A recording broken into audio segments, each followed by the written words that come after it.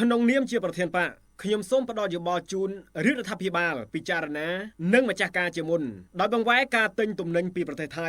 ដើម្បីកុំឲ្យគេមានហេតុផលគំរាមយើងតទៅទៀតនេះជាការលើកឡើងរបស់សម្ដេចអគ្គមហាសេនាបតីជូហ៊ុនសែនប្រធានបកប្រជាជនក្នុងបណ្ដាញទំនាក់ទំនងសង្គមផ្លូវការនៅយប់ថ្ងៃសុក្រទី20ខែមិថុនាឆ្នាំ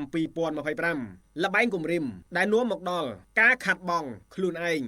សម្ដេចតេជោថ្ងៃនេះឃើញបកប្រឆាំងថៃមួយបានផ្ដល់យោបល់ទៅរដ្ឋាភិបាលថៃឲ្យឈប់លក់ប្រេងឲ្យកម្ពុជាដែលនឹងធ្វើឲ្យកម្ពុជាចុះចាញ់យើងសូមបញ្ជាក់ទៅអ្នកវិញថាយើងមិនស្លាប់ដោយសារមិននាំចូលប្រេងពីថៃនោះទេប៉ុន្តែអ្នកដែលស្លាប់គឺក្រុមហ៊ុន PTT របស់ថៃទៅវិញតើអ្នកចង់ឲ្យក្រុមហ៊ុនថៃ PTT ស្លាប់មែនទេបើចង់សូមធ្វើតាមបំណងចុះសម្ដេចតេជោ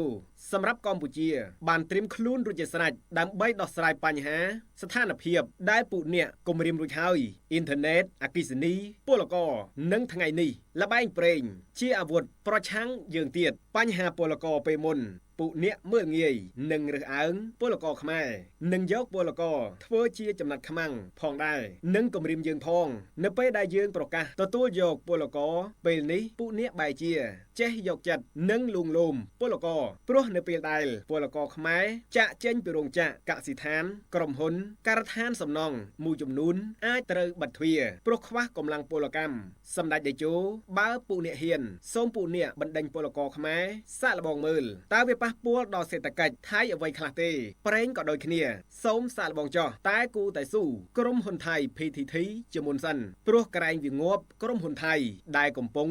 មានស្ថានីយ៍លក់ប្រេងនៅកម្ពុជាឬក៏ឲ្យក្រុមហ៊ុនប្រេងរបស់ថៃទៅលក់ប្រេងពីប្រទេសផ្សេងមកលក់នៅកម្ពុជាសម្ដេចតេជោនៅតែបន្តលើកឡើងថាក្នុងនាមជាប្រធានបកខ្ញុំសូមផ្ដល់យោបល់ជូនរាជរដ្ឋាភិបាលពិចារណានិងម្ចាស់ការជាមុនដោយបង្វែរការទិញទំនិញពីប្រទេសថៃកុំឲ្យគេមានមូលហេតុគំរាមយើងតទៅទៀតនិងចំពោះមុខប្រសិនបើច្រកព្រំដែនមិនទាន់កែសម្រួលឲ្យដូចដើមវិញកម្ពុជាគូតែផ្អាកការនាំចូលគ្រឿងកំប៉ុងគ្រប់ប្រភេទតាំងពីគ្រឿងស្រវឹងភេទត្រជាក់បើកម្លាំងគ្រប់ប្រភេទរហូតដល់ត្រីខកំប៉ុង